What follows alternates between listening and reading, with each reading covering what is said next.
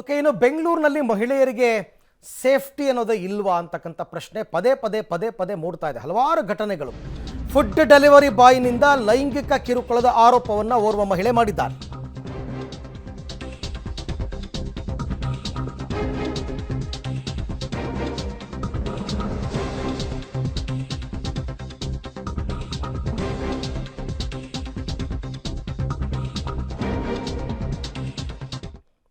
Food delivery ಬಾಯ್ ವಿರುದ್ಧ ಲೈಂಗಿಕ ಕಿರುಕುಳದ ಆರೋಪ. ಮಾರ್ಚ್ 17ನೇ ತಾರೀಕು HAL ಠಾಣಾ ವ್ಯಾಪ್ತಿಯಲ್ಲಿ ಈ ಘಟನೆ ನಡೆದಿದೆ.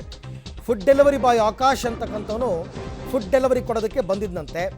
ಆಮೇಲೇನೋ ನಿಮ್ಮ ರೆಸ್ಟ್ ರೂಮ್ ಒಂಚೂರು ಯೂಸ್ ಮಾಡ್ತೀನಿ ಮೇಡಮ್ ಅಂತ ಹೇಳಿದಂತೆ ಒಳಗಡೆ ಹೋಗಿದ್ದಾನೆ. ರೆಸ್ಟ್ ರೂಮ್ ಯೂಸ್ ಮಾಡಿದ್ಮೇಲೆ ನೀರು ಕೊಡಿ ಅಂತ ಕೇಳಿದ್ದಾನೆ. ಆಕೆ ನೀರು ಕೊಡೋದಕ್ಕೆ ಕಿಚನ್ಗೆ ಹೋದಾಗ ಆಕೆಯ ಹಿಂದೆ ಹೋಗಿ ಆಕೆಯನ್ನು ಹಿಡ್ಕೊಂಡು ಕೈಯೆಲ್ಲ ಎಳೆದಾಡಿ ಏನೋ ಒಂದಷ್ಟು ಗದ್ದಲ ಎಲ್ಲ ಮಾಡಿದ್ದಾನೆ.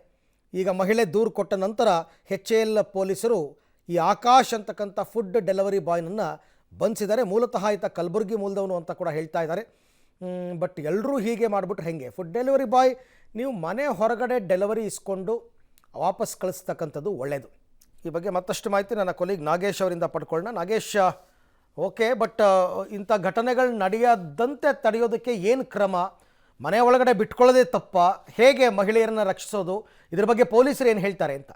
ಅರವಿಂದ್, ಬೆಂಗಳೂರಿನಲ್ಲಿ ಒಂಟಿಯಾಗಿರುವಂತ ಮಹಿಳೆಯರು ಈ ಫುಡ್ ತರಿಸ್ಕೊಳ್ಳಿಕ್ಕೆ ಭಯ ಪಡುವಂತ ಪರಿಸ್ಥಿತಿ ನಿರ್ಮಾಣವಾಗ್ತಾ ಹೋಗ್ತಾ ಇದೆ. ಯಾಕಂದ್ರೆ HAL ಠಾಣಾ ವ್ಯಾಪ್ತಿಯಲ್ಲಿ ಕಳೆದ 4 ದಿನಗಳ ಹಿಂದೆ ಒಬ್ಬ ಯುವತಿ ಒಂದು ಫುಡ್ ಡೆಲಿವರಿ ಮಾಡ್ಲಿಕ್ಕೆ ಬುಕ್ ಮಾಡಿರ್ತಾರೆ. ಆ ಡೆಲಿವರಿ ಬಾಯ್ ಆಕಾಶ್ ಅನ್ನುವಂತ ಯುವಕ ಅವರ ಮನೆಗೆ ಹೋಗಿ ಫುಡ್ ಡೆಲಿವರಿ ಮಾಡ್ತಾನೆ. ನಂತರ ತಾನು ವಾಶ್ರೂಮ್ ಅನ್ನ ಬಳಕೆ ಮಾಡಬಹುದು ಅನ್ನುವಂತ ಮನವಿಯನ್ನ ಯುವತಿ ಬಳಿ ಮಾಡ್ತಾನೆ.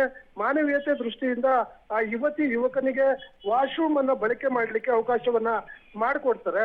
ಅದನ್ನೇ ಬಂಡವಾಳ ಮಾಡ್ಕೊಂಡಂತ ಈ ಆಕಾಶ್ ಒಬ್ಬ ಯುವಕ ಒಳಗಡೆ ಹೋಗಿ ವಾಶ್ರೂಮ್ ಬಳಕೆ ಮಾಡಿದ ನಂತರ ನೀರ್ ಕೇಳಿತಾನೆ. ನೀರ್ ಕೇಳಿರುವಂತ ಸಂದರ್ಭದಲ್ಲಿ ಆ ಯುವತಿ ಒಳಗಡೆ ಹೋಗಿ ನೀರ್ ತೆಗೆದುಕೊಂಡು ಬಂದು ಕೊಡ್ಲಿಕ್ಕೆ ಮುಂದಾದಂತ ಸಂದರ್ಭದಲ್ಲಿ ಮನೆಯಲ್ಲಿ ಆಕೆಯ ಕೈ ಹಿಡಿದು ಎಳೆದಾಡಿರುವಂತ ಘಟನೆ ನಡೆದಿದೆ.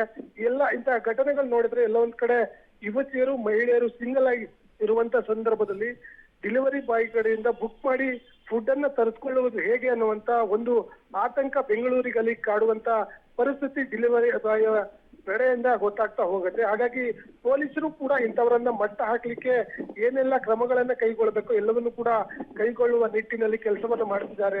Arvind, okay, thank you. ತಮ್ಮೆಲ್ಲ ಮಾಹಿತಿಗೆ ಧನ್ಯವಾದ ನಾಗೇಶ್. ಸೊ ಆದಷ್ಟು ಜನರೇ ಎಚ್ಚೆತ್ಕೋಬೇಕಷ್ಟೇ, ಬೇರೆ ದಾರಿ ಇಲ್ಲ. ಪೊಲೀಸರು ಅವ್ರ ಕೈಲಾದ ಕ್ರಮ ತಗೋತಾರೆ. ಈಗ ನೋಡಿ, ಕಂಪ್ಲೇಂಟ್ ಕೊಟ್ಟ ತಕ್ಷಣ ಅವನನ್ನು ಅರೆಸ್ಟ್ ಮಾಡಿದ್ದಾರೆ, ಅದು ಬೇರೆ ವಿಚಾರ. ಬಟ್ ನೀವು ಫುಡ್ ಡೆಲಿವರಿ ಬಾಯ್ನ ಯಾವ ರೀತಿ ನಡೆಸ್ಕೋತೀರಾ ಅನ್ನೋದು ಬಹಳ ಮುಖ್ಯ ಆಗುತ್ತೆ.